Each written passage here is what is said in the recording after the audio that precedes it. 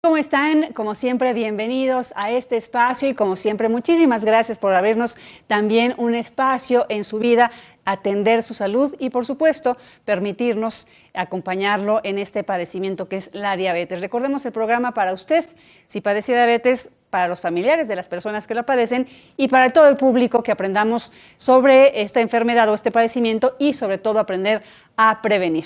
Oigan, el día de hoy tenemos un tema, bueno, son tres temas que se engloban en un término que son complicaciones agudas de la diabetes. Y para hablar sobre este tema, yo le agradezco muchísimo esté con nosotros el doctor Jorge Villaseñor Ramírez. Él es el jefe de endocrinología del Hospital Juárez de México. Doctor, gracias por estar aquí. A sus órdenes. Muy amable, de verdad. Y bueno, decíamos que se engloba en complicaciones agudas. Ya en alguna ocasión, doctor, hablamos de complicaciones microvasculares y macrovasculares, que obviamente ese es otro apartado, porque estamos hablando de, obviamente, sistema nervioso y sistema, lo que es el aparato circulatorio, etcétera. Estas son complicaciones agudas que específicamente tienen que ver con los niveles de glucosa que tenemos en sangre. Claro. ¿No? Las complicaciones crónicas, que es de las que más se habla a nivel, cómo afecta a ojos, riñones, vasos sanguíneos, y entonces problemas de embolias, infarto cardíaco, muerte cardiovascular. Exacto. Y estas complicaciones agudas son diferentes, más bien se refiere a niveles que se elevan rápidamente en la sangre y alteran nuestra salud. Exacto. Y entonces, pues vamos a definir o a especificar cuáles serían estas complicaciones, y para ello tenemos tanto la explicación del médico como, bueno, el trabajo que hizo nuestra producción. Gracias. La diabetes es un grupo de enfermedades que tiene como resultado un exceso de azúcar en la sangre, y de no controlarse o tratarse adecuadamente, puede dar lugar a otras complicaciones como son las agudas. A continuación, te platicamos un poco más de ellas. Hipoglucemia. La hipoglucemia ocurre cuando nuestros niveles de glucosa en la sangre caen más de lo normal. Para muchas personas con diabetes, eso se refiere a un nivel de 70 miligramos por decilitro o menos. Algunos síntomas que la hipoglucemia puede presentar son ansiedad, piel pálida, temblores, sudoración, visión borrosa, desorientación, convulsiones, pérdida del conocimiento, entre otras. Hiperglucemia. A comparación de una hipoglucemia, este tipo de complicación existe cuando se da un alto de nivel de azúcar en la sangre. Esta aparece cuando el organismo no cuenta con insulina o cuando la cantidad de insulina es muy escasa. Puede presentar síntomas como lo son dificultad para respirar, aliento con olor frutal, náuseas, vómito, boca muy seca, entre otros. Recuerda que sus números pueden ser diferentes, así que es importante realizar un chequeo médico para encontrar qué nivel es muy bajo o muy alto para usted.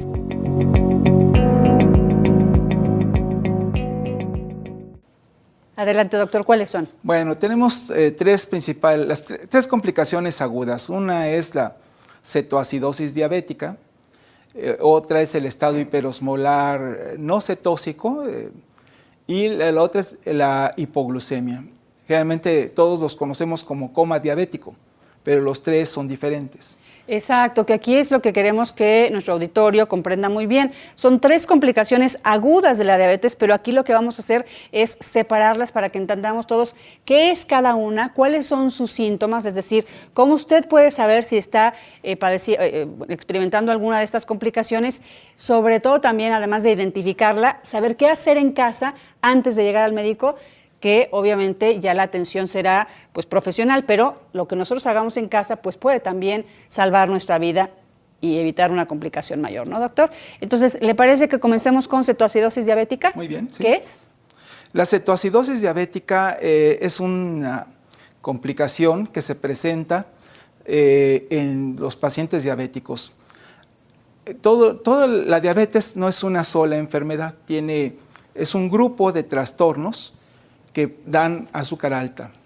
Y los doctores hablamos de diabetes tipo 1, diabetes tipo 2, que antes se llamaba diabetes juvenil o diabetes del adulto.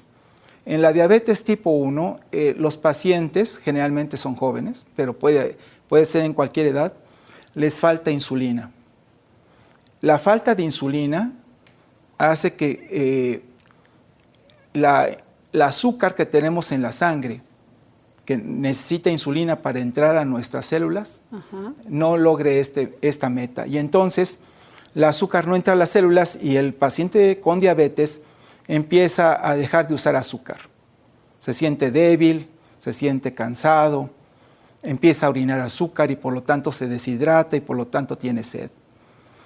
El cuerpo entonces tiene que usar otra fuente de energía, que es la grasa de nuestro cuerpo. Y que justamente entonces tenemos el modelo que estábamos viendo en pantalla ahorita y que le pediría a mi productor nos lo ponga aquí en el monitor para que nos explique. O sea, si no existe insulina, entonces ese azúcar en la sangre está concentrada, que ya hemos hablado de ello, pero además el cuerpo necesita nutrientes y los tiene que sacar de algún lado. Y es cuando entra a consumir grasa y eso es malo. Eso es malo.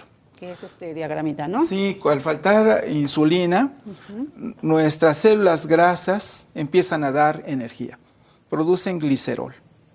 Aparte, nuestros músculos producen otras fuentes de energía que se convierten en azúcar en el hígado.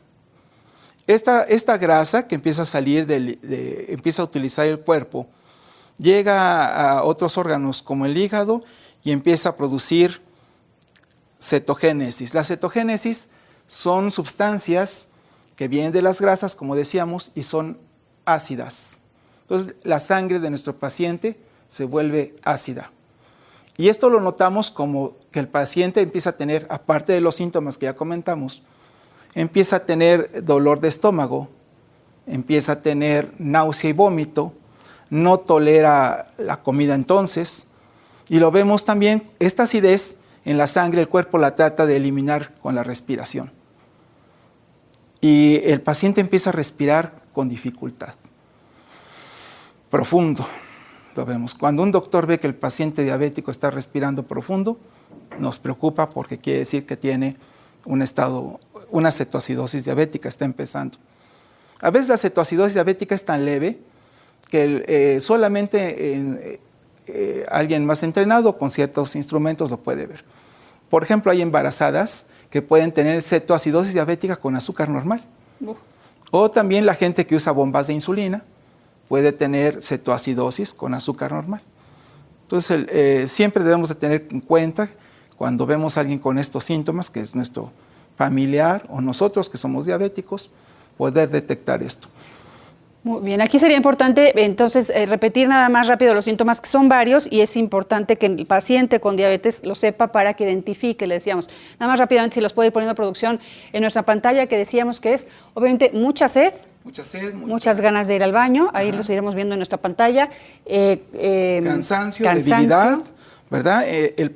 Dificultad para respirar, dolor de estómago, eso es una de las causas. Es más, a veces el paciente va al hospital a urgencias por el dolor de estómago. A veces creen que es lo que tienen algún problema gastrointestinal y hasta que llegan al hospital nos damos cuenta que lo que tenía es una cetoacidosis. No es infrecuente que les diagnostiquen infecciones de orina, apendicitis, y lo que tenían era una cetoacidosis. De acuerdo. Aquí entonces identificar los síntomas y nada más rápidamente, doctor, antes de irnos a la pausa, ¿qué hago en casa si empiezo a experimentar estos síntomas? Bueno, esto debe tratarse en el hospital. Directamente. Empiezo a sentir esto, corro al hospital. Exactamente, porque tienen náusea, vómito generalmente ellos. Entonces, tratarlos de hidratar por la vía oral no lo toleran. Debemos decir a nuestro paciente, si usted tiene estos síntomas, llámeme o vaya directamente al hospital. ¿Qué puede pasar si yo no atiendo esta cetoacidosis? La cetoacidosis en años anteriores tenía una mortalidad grande. Casi todos los pacientes diabéticos antes de la insulina, casi todos morían por esto. En cambio, en la actualidad, la mortalidad es de 10%. Ha bajado mucho. Porque llegan al hospital y se puede actuar inmediatamente y ha bajado prácticamente. Por ejemplo, en nuestro hospital con cetoacidosis la mortalidad es nula. Ah, qué bien, pues felicidades al Hospital Juárez de México. Ahí está entonces, identifiquemos muy bien lo que es la cetoacidosis, obviamente ya sabe usted, lo compartimos en redes, si tiene dudas se comunica y vamos a hacer la primera pausa de este espacio porque nos quedan dos todavía complicaciones agudas de las cuales que platicar. Volvemos. ¿Sabías que?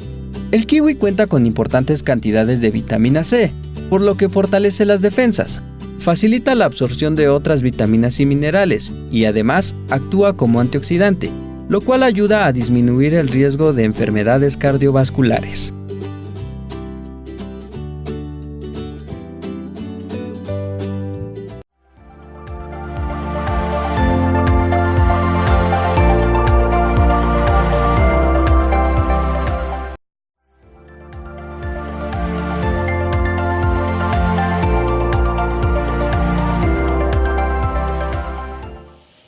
y seguimos aquí en Diabetes Juntos por Ti con complicaciones agudas de la diabetes. Recordemos que cetoacidosis diabética fue la primera y ahorita vamos a hablar de estado hiperosmolar. Suena muy raro, creo que pocos lo hemos escuchado, pero para ello está nuestro especialista el día de hoy que nos va a explicar, es el doctor Jorge Villaseñor. Él es el jefe del Servicio de Endocrinología del Hospital Juárez de México. Doctor, entonces, ¿qué es esto de estado hiperosmolar? Sí, la cetoacidosis decíamos que el paciente no tiene insulina y forma ácido en la sangre. Pero en el estado hiperosmolar, el paciente sí tiene insulina la suficiente para no quemar grasa, pero no la completa para evitar que el azúcar suba. O sea, es deficiente mi insulina. Tiene una deficiencia parcial de insulina. Okay. Pero no nada más es que le falte algo de insulina, también generalmente hay otros factores. Dejó el tratamiento, tiene una infección, tuvo problemas en el corazón, tuvo náusea, vómito. Y esta complicación se ve más comúnmente en la gente mayor. Decíamos que la cetoacidosis es más de jóvenes, que se puede ver a otras edades, pero más en jóvenes. Y el estado hiperosmolar es más de gente mayor, es lo que vemos. Generalmente tuvo náusea, vómito, y el paciente, generalmente un adulto mayor, se dejó, no tomó las medicinas y empezó a elevar mucho el azúcar. En el estado hiperosmolar vemos niveles de azúcar más alto que en cetoacidosis. Podemos ver me ha tocado ver hasta 1800 de glucosa. El tener el azúcar muy alta hace orinar mucha agua al paciente con este trastorno y se deshidrata rápido y pierde generalmente el estado de alerta, el estado de conciencia. Y lo podemos ver en coma. Okay. Esta complicación tiene más mortalidad que la cetoacidosis. Realmente hasta el 50% de estos pacientes mueren porque la sangre se vuelve, por decirlo así, más espesa, más densa y pueden tener infartos, embolias después de esto. Esta complicación también es para correr al hospital. El paciente tiene, generalmente en estado hiperosmolar, tienen varias semanas mal. En la cetoacidosis no, en la cetoacidosis puede ser de un día para otro incluso. Pero en esta complicación generalmente el paciente ha estado mal varias semanas y también cuando lo vemos que vomita, no tolera los alimentos, lo vemos que tiene los síntomas clásicos de diabetes, que se está adelgazando, perdiendo peso, tiene mucha orina, sed, hay que llevarlo al hospital porque requiere una vigilancia. Aquí algo que creo que es importante, perdón que lo interrumpa, doctor, ¿cómo puedo yo diferenciar? ¿Existe algún síntoma que me diga cetoacidosis o que me diga estado hiperosmolar? ¿Algo característico diferente? Pues, lo que lo puede diferenciar fácilmente es la respiración. Okay. Realmente el paciente con cetoacidosis respira muy difícilmente y el paciente con estado hiperosmolar no. También hay pruebas en sangre, los equipos de glucómetros que nos dicen cómo está el azúcar y también hay unos que pueden medir acidez en la sangre. Okay. Y si nos dice que tiene cetonas en la orina, por ejemplo, es cuestión de ir, por ejemplo, diferenciaría el que tiene cetonas con cetoacidosis, el que no tiene con estado hiperosmolar. Pero lo más importante es acudir al hospital. Claro, ante cualquier síntoma es que nuestra diabetes no está controlada y entonces mejor acudir con el especialista. Muy bien, igual identificar qué hacer, que rápidamente actuar ante cualquiera de estos síntomas. Doctor, y decíamos que la tercera complicación es hipoglucemia, que es cuando se me baja el nivel de azúcar. Sí. Es el más común. ¿Sí? De estos tres. Sí se considera que la gente que tiene insulina, el 80-90% de la gente que usa insulina o algunos hipoglucemiantes ha tenido un cuadro de hipoglucemia. La hipoglucemia, como comentaba, es la azúcar baja. Y hay cosas que nos ponen en riesgo de tener una azúcar baja. Por ejemplo, usar insulina tiene más riesgo de hipoglucemia que otros medicamentos.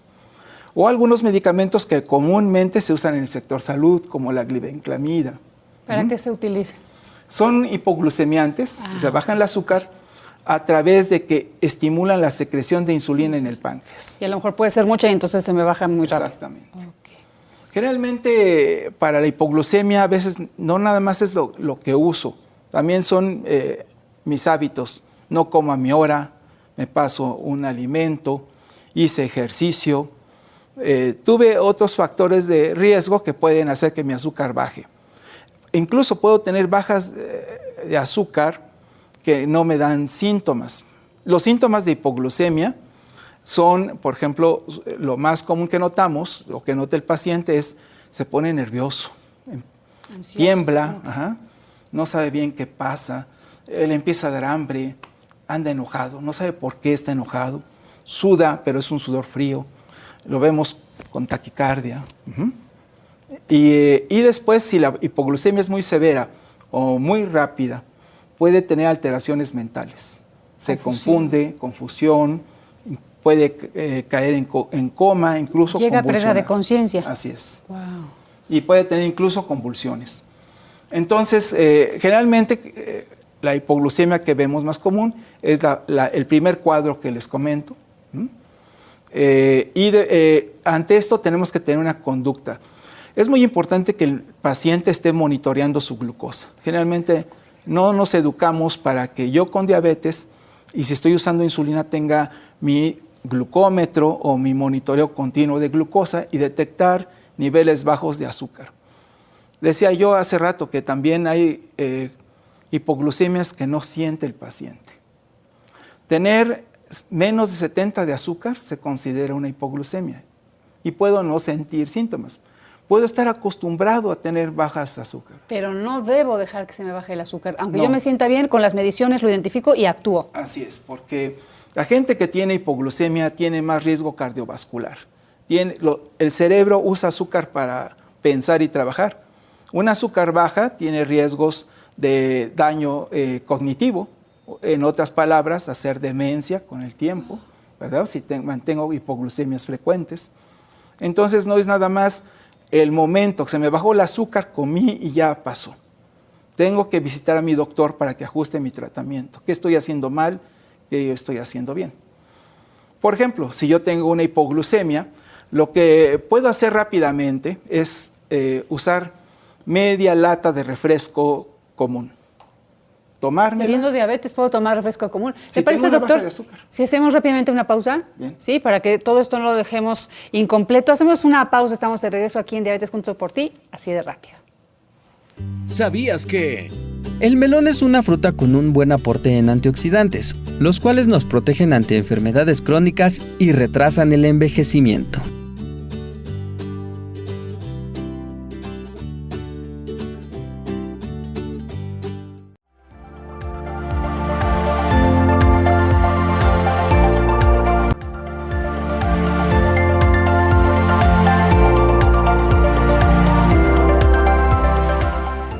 Estamos de regreso hablando de complicaciones agudas de la diabetes, identificando muy bien los síntomas y qué tengo que hacer en cada una.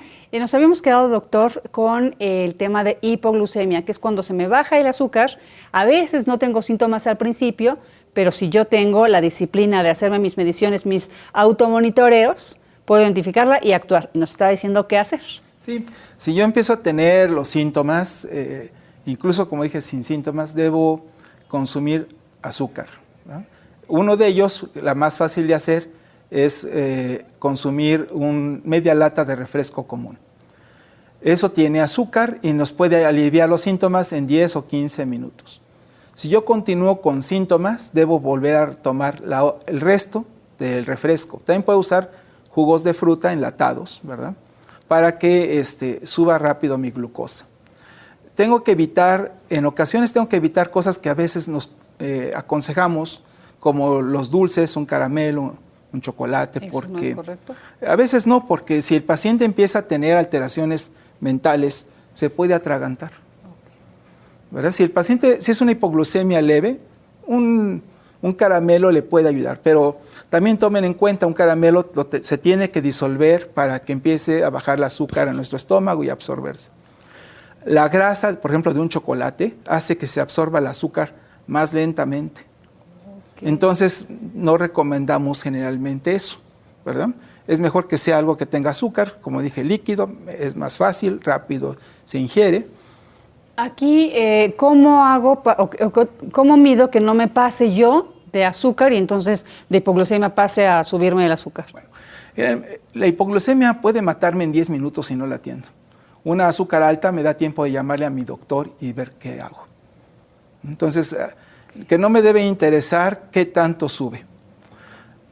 Una hipoglucemia puede elevar, el cuerpo se defiende. Una hipoglucemia, una baja de azúcar, hace que mi cuerpo produzca azúcar en las siguientes horas. Y puedo ir de 30 de azúcar a 500 en las siguientes horas. A eso los doctores le llamamos fenómeno de Somogy, la gente le dice rebotó. Se le anda rebotando el azúcar. No nos debe preocupar eso, mejor le llamamos a mi doctor y me va a decir cómo controlarme. Una vez que tomé el refresco y que me siento mejor, debo de tomar alimento, porque el azúcar va a bajar rápido otra vez. Son picos. Exactamente, entonces debo tomar alimento para mantener mi azúcar estable. Alimento como mi nutriólogo me ha dicho, que puede ser un vaso de leche, 4 galletas, etcétera, para que yo tenga azúcar en las siguientes horas. El azúcar del refresco sube mi azúcar, pero vuelve a bajar rápido. Entonces debo hacer eso. Debo ponerme en contacto con mi doctor para que me ajuste mi dosis de insulina o identifiquemos qué pasó que me está bajando el azúcar. Muy bien. Pues, ¿algo que agregar? Hay situaciones especiales. Cuando yo uso insulina, por ejemplo, en el embarazo, puedo tener en los primeros meses de embarazo más tendencia a hipoglucemia. Entonces tengo que visitar a mi doctor para que haga ajustes a mi dosis de insulina. Si yo tengo riesgo de hipoglucemia, como puede ser el uso de insulina, por ejemplo, y manejo, debo de tener un control de azúcar antes de subirme al auto. Debo ver que mi glucosa se encuentre en 100 o ligeramente arriba de 100. Si la tengo abajo, tomar algo de comida, de lo que me dejó mi nutriólogo, como los tentempiés, las colaciones o snacks, para mantener una azúcar adecuada en el manejo. Muy bien, creo que aquí es fundamental el automonitoreo, que ya hemos hablado de ello, hemos tenido programas específicos sobre ello para justamente aprender a identificarme y a conocerme cómo mi cuerpo reacciona ante mi tratamiento y ante, decíamos nosotros, nuestra rutina diaria. Doctor, muchísimas gracias. A sus órdenes. Es el doctor Jorge Villaseñor Ramírez, él es el jefe del Servicio de Endocrinología del Hospital Juárez de México. Muchísimas gracias al doctor. Y oiga, hoy es miércoles del reto, así que vamos a ver en qué vamos.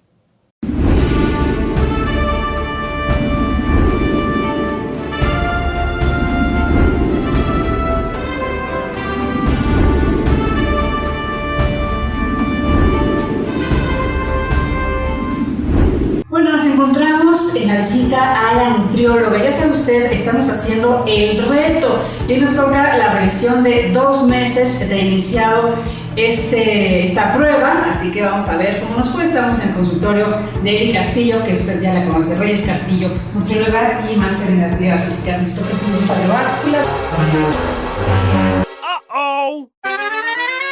Recordemos que esta máquina nos está midiendo además el peso, la grasa corporal total y grasa visceral, que eso nos interesaba mucho, y subir tu masa muscular también, ¿no? También nos va a medir segmentos. Exacto. Me dice la doctora Eli que me ve más delgada, estoy como no ve. Bueno, pues ahora vamos a ver cómo nos fue ya con los datos. Estuvo muy bien. Bajaste de grasa, bajaste de peso también. Estamos hablando de 1 kilo, un poquito más de 1,5 kilos, y que fue de grasa corporal. Además mejoró tu músculo. Aquí entonces, desde que empecé el reto a hoy, ¿cuánto he bajado? Has bajado 5 kilos de grasa. Wow. Grasa visceral también bien, a pesar de que faltó un poco de actividad física. Bajaste 100 gramos, lo cual es mucho para grasa visceral porque se requieren de varios factores. Es un buen hábito, se mantiene todo el tiempo y en todos lados. Muy bien, entonces pasé la prueba. 10. Gracias, 10. Regresamos al estudio. Oiga, pues ya llevamos algunas semanas, casi meses de este reto. Recordemos que el reto son 3 y yo le quiero agradecer a toda la gente que a través de redes sociales se ha contagiado, gente que nos platica que está haciendo también el reto, y una sorpresa para todos. Ellos van a venir próximamente al programa para que nos platiquen cómo les está funcionando y cómo lo están haciendo. Oiga, ya nos vamos. Muchísimas gracias por haber estado con nosotros. Nada más nos falta tener la información en datos duros, que siempre es poder. Vámonos con Héctor Rendón y los números de la salud. Yo a usted lo veo el viernes. Hola Marta, ¿qué tal? Muchas gracias amigos, ¿cómo están? Yo soy Héctor Rendón y estos son los números de la salud. El consumo de sal a nivel mundial está registrando incrementos muy importantes. Y cuando se habla de que estamos consumiendo más sal, estamos yendo hacia un problema de hipertensión arterial. ¿Esto qué quiere decir? Que si estamos consumiendo más sal de lo normal cada día, tarde o temprano podemos tener este padecimiento. Mire, la Organización Mundial de la Salud recomienda que deben de ser 3 gramos de sal diarios, no más. Y usted me dirá, pues, ¿cómo voy a medir los 3 gramos? Bueno, muy sencillo. En cada comida que usted registre, no tenga el salero a la mano. Evítelo. De verdad es saludable. Por otro lado, el promedio de gramos de sal que estamos consumiendo actualmente es de entre 9 y 12 gramos. Estamos 3 veces consumiendo 3 veces más de sal en promedio de la recomendación de la Organización Mundial de la Salud. Es muy grave este problema, es un porcentaje muy alto. ¿Por qué? Porque se dice que hay 2.5 millones de muertes que podrían evitarse a nivel mundial si dejamos de consumir más sal de la recomendación, es decir, que solo consumiéramos los 3 gramos diarios. Y por otro lado, en México hay 15 millones de personas que padecen hipertensión arterial. Por cierto, este padecimiento es el padecimiento o la enfermedad silenciosa, así le llaman los especialistas. ¿Por qué? Porque normalmente las personas no sienten presión arterial, no la detectan a tiempo y es muy grave, muy grave, porque hay consecuencias mortales cuando se tiene hipertensión y cuando no se sabe. Así que la solución para evitar este padecimiento es reducir el consumo de sal. Muchísimo, evita el salero y cuando coma, por favor, hágalo de manera saludable. Yo soy Héctor Rendón y estos son los números de la salud.